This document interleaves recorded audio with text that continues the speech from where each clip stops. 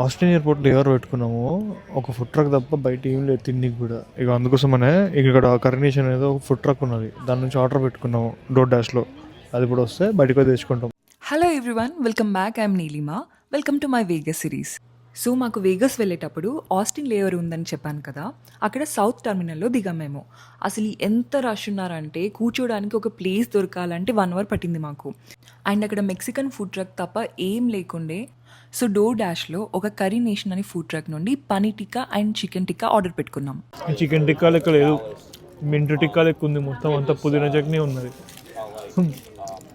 Chicken ఏడున్నా ఎగురుగడాలు తప్ప ఏం లేవు. ఒక 2-3 చికెన్ ముక్కలు ఉన్నాయి అనుకో. అంటే ఓకే, టేస్ట్ పర్లేదు, కానీ మింట్ టేస్ట్ డామినేట్ చేస్తుంది మొత్తం కంప్లీట్గా. సో అలా ఆస్టిన్ నుండి వేగస్ వచ్చేసరికి మిడ్ నైట్ అయిపోయింది. మాకు ఇది ఫస్ట్ టైం లే ఓవర్, బట్ గుడ్ ఎక్స్పీరియన్స్ కాదు. ఫస్ట్ ఎపిసోడ్లో చెప్పిన హ్యాక్ గురించి చాలా డిఎమ్స్ వచ్చాయి. దాని గురించి నెక్స్ట్ ఎపిసోడ్లో ఒక హింట్ ఇస్తాను.